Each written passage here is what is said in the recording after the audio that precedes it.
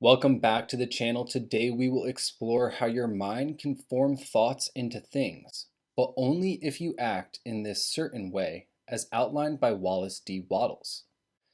Do you ever find that you've been trying to create something in your life and you have a strong desire and you can even visualize this as your reality, but something just doesn't quite seem to work? You want to bridge the gap between the unlimited, infinite potential, which is rightfully yours, and your desired state of being, but you aren't quite finding success. That's probably because you aren't doing one of these two things properly, either your thought or your action towards the thing you want.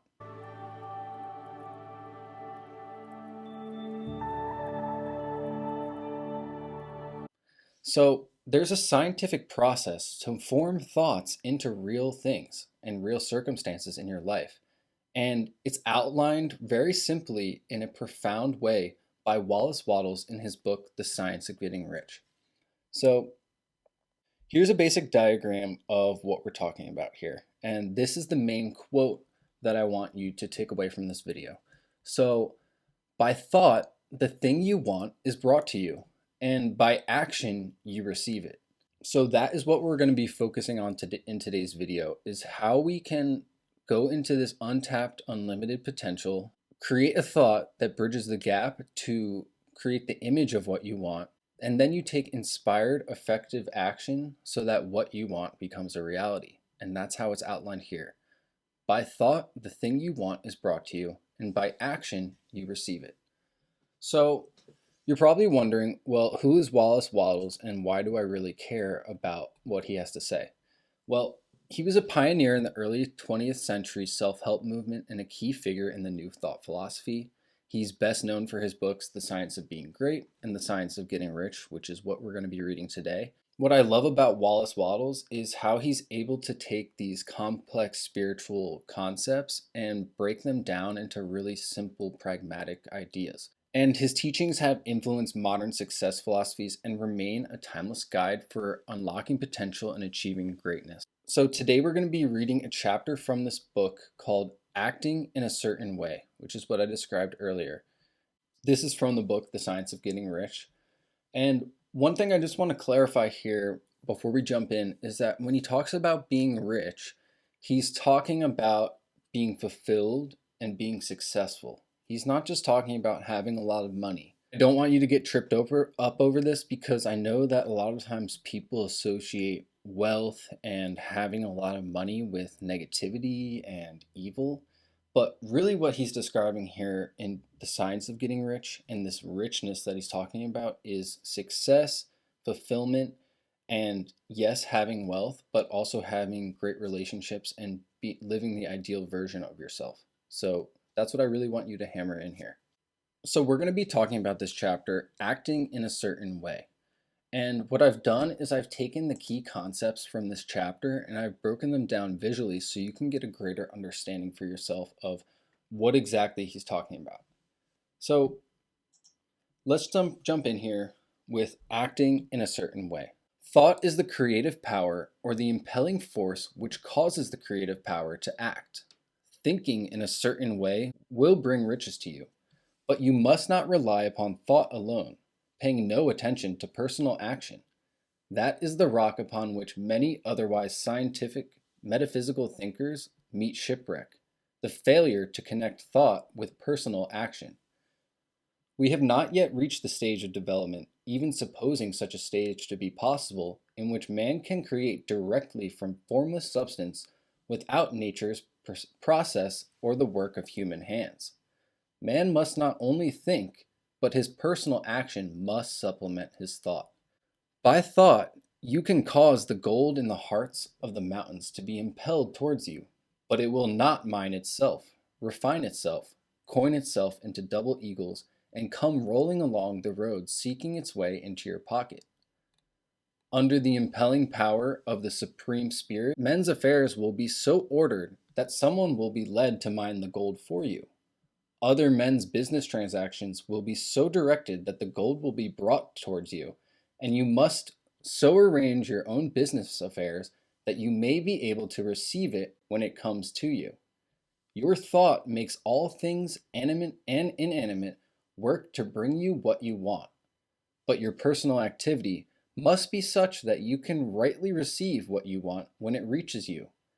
You are not to take it as charity, nor to steal it. You must give every man more in use value than he gives you in cash value. The scientific use of thought consists in forming a clear and distinct mental image of what you want, in holding fast to the purpose to get what you want, and in realizing with great faith that you do get what you want. So let's go back and review what he's saying here. So what he's really emphasizing here at the beginning is the power of thought. And let's go back to the mind map. So that's this first stage here. He's emphasizing this stage between unlimited untapped potential and the thought to create the image of what you want. And he also touches upon how action is how you receive what you want, but thought is the thing that brings what you want to you. So thought is the creative force behind success. Thought is the creative power, or the impelling force which causes the creative power to act. So every success begins with a thought.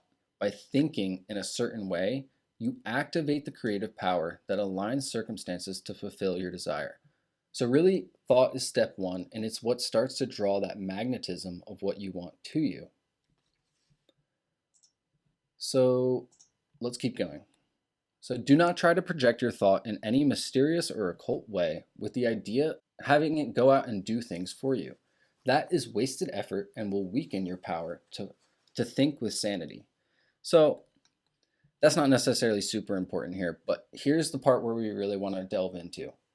The action of thought in getting rich is fully explained in the preceding chapters.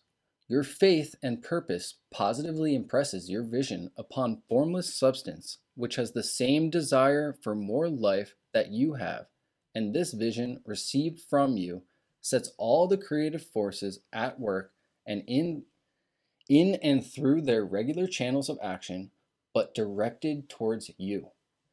It is not your part to guide or supervise the creative process. All you have to do with that is to retain your vision, stick to your purpose, and maintain your faith and gratitude. So what is he talking about when he references formless substance here?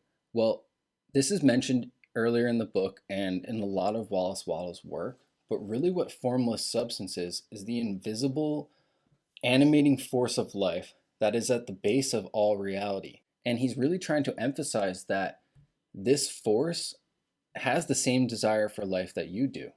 When you desire greater things in your life, when you desire to have riches, to travel, to be in a fulfilled relationship, that's the same desire that this formless substance and has the same desire as you do. It wants you to have stuff just as much as you. How thought impresses supreme spirit. Your thoughts set the creative forces into motion. Your faith and purpose positively impresses your vision upon formless substance, which has the same desire for more life that you have. So when you hold a clear vision with faith and gratitude of your desire, your thoughts are then impressed upon the spirit, directing the creative processes to work for you. So all you have to do, and that's what this first part of the map is. So you don't have to impel the forces to you. This is going to happen naturally just by having the thought. Like it says, it has the same desire for more life that you have. So just by having this desire, this thought, and having this image of what you want, you're already impressing formless substance. Okay, so let's jump back in. And you can only get what is yours by giving the other man what is his. Your pocketbook is not going to be transformed into a Fortunata's purse, which shall be always full of money without effort on your part. This is the crucial point in the science of getting rich, right here, where thought and personal action must be combined. There are very many people who consciously or unconsciously set the creative forces in action by strength and persistence of their desires, but who remain poor because they do not provide for the reception of the thing they want when it comes. Like I said, by thought, the thing you want is brought to you. By action, you receive it. So let's just jump back here. So what he mentions, a lot of people get stuck here, or they might get stuck here. There's a lot of people who don't believe in spirituality or don't believe in a higher purpose, and they might be taking lots of action, but they don't have this first part down, or they haven't created a clear visual picture in their head and the image of what they want. They might be taking tons of action, but they're not getting what they want in life because they don't have a clear idea or a clear picture, or vice versa. I find that a lot of really spiritual people, they get trapped in this first half where they're caught up in the unlimited potential, or they're caught up in the thought in creating and the idea of manifesting, but then they don't take any right action to receive what they want. They think it's just going to come to them. And yes, in certain circumstances, you may be able to think something in reality and have it come to you, but I guarantee that you've taken some action in some way to receive that, whether you know it or not, if what you want has come into reality. All right, so let's keep going here. Whatever your action may be, it is evident that you must act now. You cannot act in the past, and it is essential to the clearness of your mental vision that you dismiss the past from your mind. You cannot act in the future, for the future is not here yet, and you cannot tell how you will want to act in any future contingency until that contingency has arrived. Because you are not in the right business or the right environment now, do not think that you must postpone action until you get into the right business or right environment. And do not spend time in the present taking thought as to the best course in possible future emergencies. Have faith in your ability to meet any emergency when it arrives.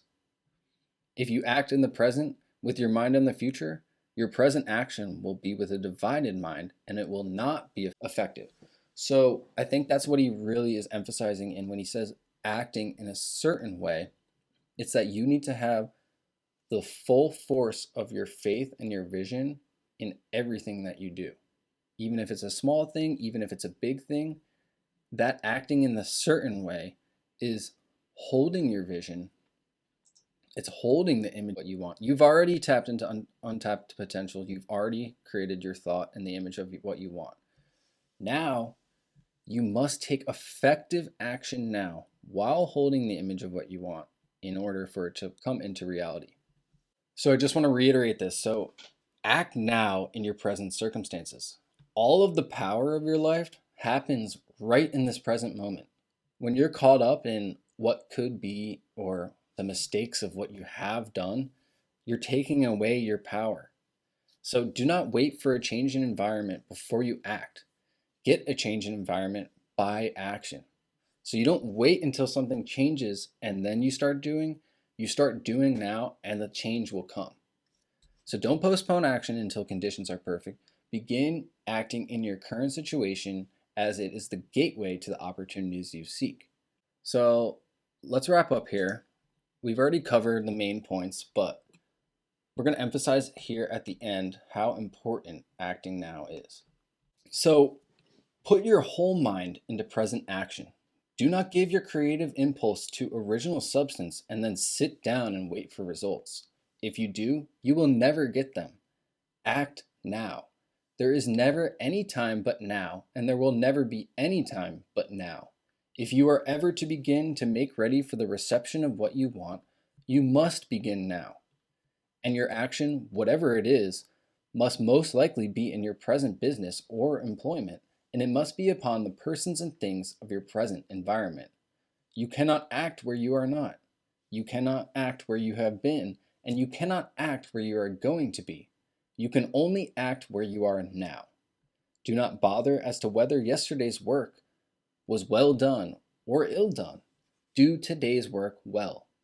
Do not try to do tomorrow's work now. There will be plenty of time for that when you get to it. So the rest of this chapter really emphasizes this idea of acting now and taking inspired action once you have formed the thought. But for the purpose of this video and for this equation, what I really want to emphasize is this part right here. So this is the crucial part in the science of getting rich right here, where your thought and personal action must be combined. There are very many people who consciously or unconsciously set the creative forces into action by the strength and persistence of their desires, but who remain poor because they do not provide for the reception of the thing they want when it comes. So let's emphasize this again. By thought, the thing you want is brought to you, and by action, you receive it. So let's jump back here. So let's go into this in a little more detail. So the thought is you tapping into this untapped potential into formless substance. So for example, you want to start making $100,000 a year. That version of you making $100,000 a year, it exists right here. It already is a part of you and already exists. You then need to have the thought of this idea. You having the thought, I want $100,000 a year, that's this stage. So the untapped potential is where you having the $100,000, it already exists here. The thought is you recognizing that as a part of yourself. And then the thought is what creates the image of what you want. But you can empower this image of what you want by asking yourself more questions like, what would people say to me if I made $100,000 a year? How would I feel if I made $100,000 a year? And you can start asking yourself questions or start building the image of what you want.